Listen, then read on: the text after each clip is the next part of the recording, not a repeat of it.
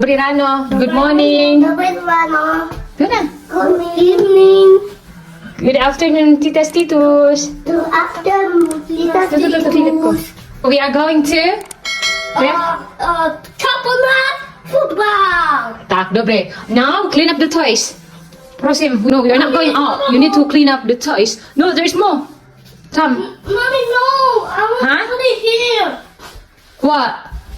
No, this. Ayaw niya ipalagay dito sa mga boxes. Tignan niyo naman, wala kasi kaming playroom. No, Kuya Alex ko. Put that one here. Toto, put it here. That one. Oh, this one. No, your car. Put it here. Prosim. Oh, we are not going up. Gusto kong ipalagay dito. Ayaw talaga niya eh. Pwede na, Philip ko. Tak, dobre. Jaco yan, Philip. That. And you need to remove that one, Kuya, the teddy bear. Oh, I'm going. Kalat kasi yung mga laruan nila. Ayan. What about your book, Kuya? Ano? Your book. Kuya Alex. Oh, that's a bicycle. Ni, Tam, Kuya Alex ko. Which one the book? Tam, book. No. Put it here. I told you, Kuya, that is not a toy area. Should be here. Put that one here. Oh, here. Ano? Mommy, but this one. Oh, this. Can you give it to mommy? Proceed. This. What is this? In charge. Jack Dobre. Ito yung ginagamit ni Kuya Alex para, ano siya ba, nakikinig ng Slovak every night. Ayan lang, oh. Marami kaming ganito. Si Vladimir, wala nang time para sa kanya magturo. Hindi din ako marunong magbasa nito. Kaya minsan nakikinig din ako nito kung nasa mood lang ako. Moody pa pala ang ina eh. Kaya si Alex, moody din. Mommy, that's right. Dobre, before kami umalis, kailangan ko itong iligpit muna saglit. Yung mga plato, mamaya ko na yun i-arrange. Ito lang. Saglit lang ito. Mainit na dito. So, kailangan na namin umalis. What are you doing, Mommy? I need to keep this Kuya Alex like that. What? You're not folding your your bedsheet, Kuya. You don't know how to do it? I thought you had to do it. I can do it, but... Sinariklo! We're not going to the park. If you're not listening to mommy, I want to listen. pag lang. Para umasin ang espiritu. Masamang espiritu! Lumayas na kayo! The blanket, put it here. In the drawer. Prosim siya. Marunong naman yan siya eh. Ayan. Because we need to go. It's too hot. Yakuyem. What? Idi We need a bicycle. Ano? We need to go. Bichika. Ano? Naka-prepare na ako ng food. Tubig na lang, kulang. Ito yung dadalhin namin, oh. Maglagay lang ako ng tubig nila na mainit na. Tapos itong saging, baon ba? Para sa mamaya doon. So, ang dami ko pang dapat i-arrange, oh. Mga hinugasan kagabi ba? Kung hindi ko uunahin yan. Mainit na eh. Buti na lang kamo may hangin. Philip ko, kasi idimi. Diyos talo. Diyos ko. Ito pala yung hinihingi niyang sa akin. Tinulungan siya ni Kuya Alex ko. Sige, duway Kuya. Ang bait naman ni Kuya. Jaco yan Kuya. Ganyan yan si Kuya Alex. Tinutulungan talaga niya yung kapatid niya. Yun nga lang, hindi talaga maiwasan minsan. Mag-aaway yan sila. Jaco yan. Ako po, Bis Philip ko. Jaco yan. Tak, dobre, idimi.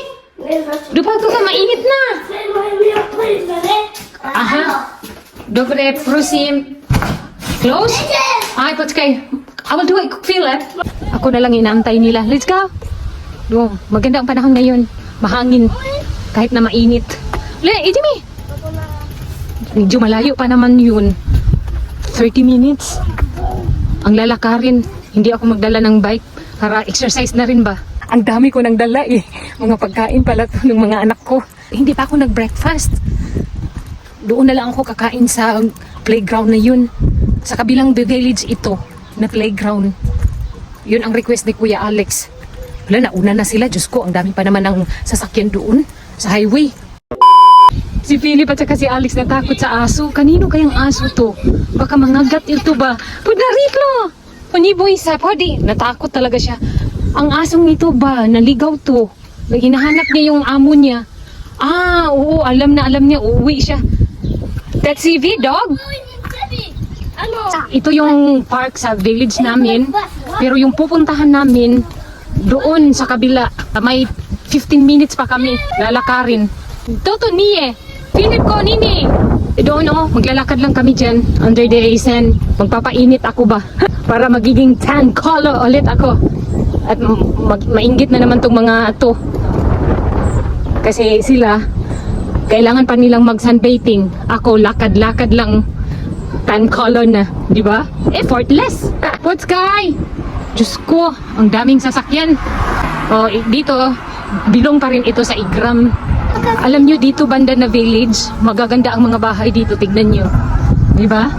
Malalaki at magaganda ang kulay ng kanilang pintura ba? Ano ba yan? May music. Ayan, tapos na yung Igram village. Then, next is Kapul na.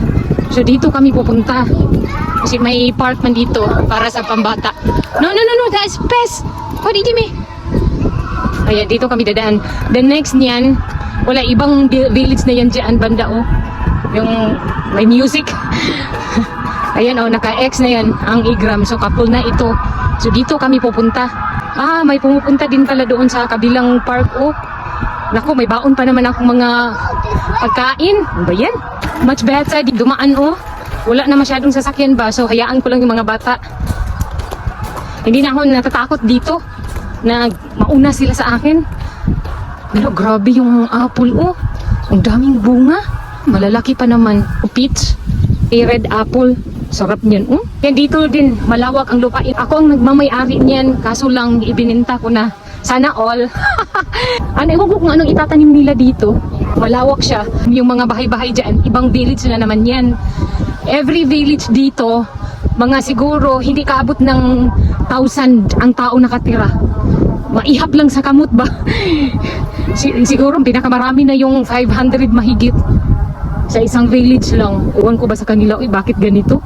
Philip ko, Kuya Alex ko, niye! Ano na naman yan? Ito talaga mga batang to In 2 minutes, dyan na kami sa park. Akala ko ano yung tinignan ni Philip at saka ni Alex. Aso pala yung aso maliit ba? Kinuha ng may-ari. Ang sarap ng hangin today. Ito ang pinakagusto ko. May init siya pero mahangin. So hindi masakit sa balat. Ito yung ginagawang juice namin. Pero layat na to. Wala na to. Hindi na to siya pwede. Lumagpas na kasi sa real summer. Dapat entrance ng summer ito. Kinukulik. Ito yung wildflowers na ginagawa naming juice. Ang pinakaayaw ko dito sa park na to, wala akong mapagtaguan para umihi. Then ang pinaka-worried, saan man ako ihi? Alam nga naman dito, sa ilalim ng puno. May bahay yan dyan sa kabila. O, di ba? Dati dito, once na pumunta kami dito, ihing-ihi na ako. Naghahanap talaga ako ng paraan. Ay, naku Lord, tumuwad talaga ako dito sa ilalim ng, puno. Wala na akong pakialam. Sa akin lamang makaihi. Ang sakit na ng pantog ko. Diyos ko, maabutan pa ako ng ilang oras. Umiinom pa naman ako ng tubig. Ito lang kasi ang way ko para hindi ako magutom ba. Mamaya pa kami kakain. Naku, may bata nga dito. Hindi ako makapag-vlog. Bahala sila. Nakarating na pala kami dito. Iwan ko to si Philip at saka si Alex. Nandito na yung park.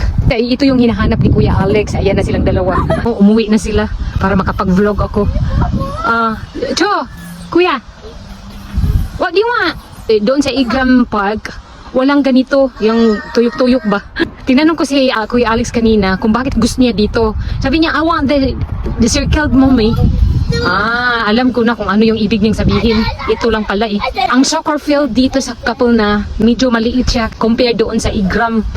Ngayon, ang tanong dito, kung ang toilet nasaan kaya? Yung blue na parang payag, toilet ata yan? Or else, sa mga basin asa tuwad ba? Yan ang gusto kong kulay ng pintura. Kaso nga lang, ayaw pumayag ni Vladimir kung ganyang pintura ang gagamitin namin sa bahay.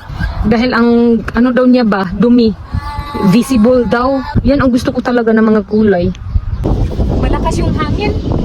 Yung ating tripod ba, kumakalug-kalug na. Yeah. Sana ganito na lang always yung weather namin dito ba sa Slovakia, no? Mainit ba? Forever summer. Kaso hindi pwede Ang forever dito is yung taglamig. Ako may bari kay Kuya Alex. Oh, na! Hoy! Turubis! Gusto pala niya siya ang gagawa. No, saknot Kuya Alex ko! Batang to. May upuan na. Ayaw talaga niya kasi gusto niya dito sa sahig. Ano? Maghahanap ako ng spot kung saan ako pwedeng tumuwad para umihi. Dito siguro pwede. Bahay dito oh. Kung dito ako iihi, naku, baka biglang mag-open yung gate na yan. Bulaga talaga ako ba?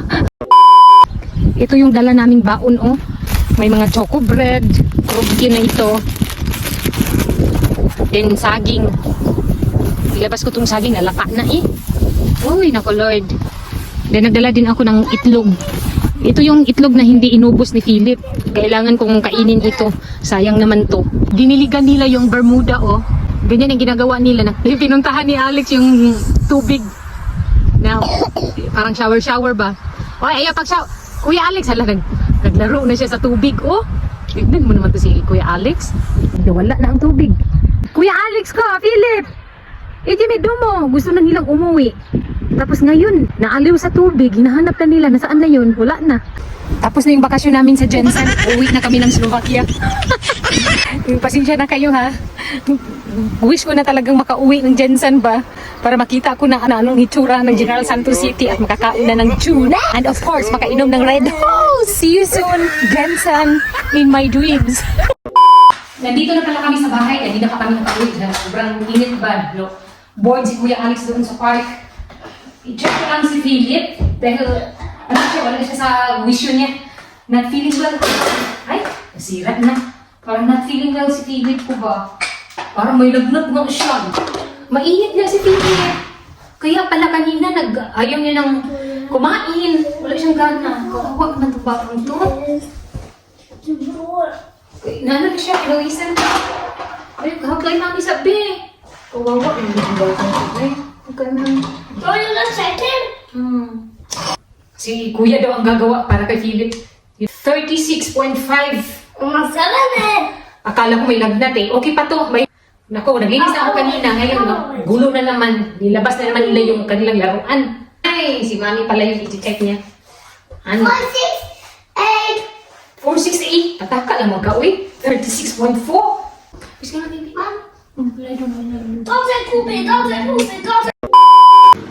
Tignan niyo si Philip at saka si Alex dito. Magkatabi silang matulog.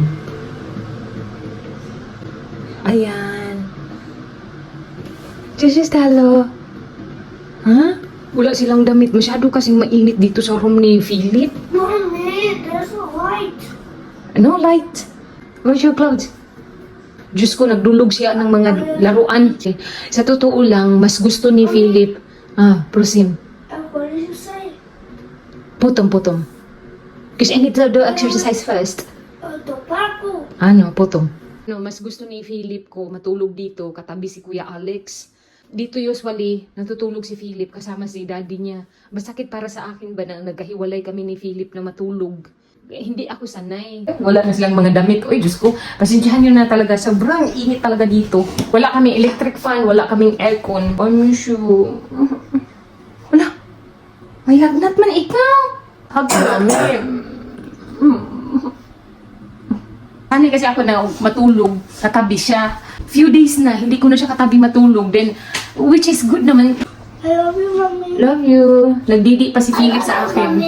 I love you too. Kahit na mag 4 years old na siya. First night ko noon, hindi ako makatulog. Then sinabihan ko si Vladimir na dapat sa akin si Philip.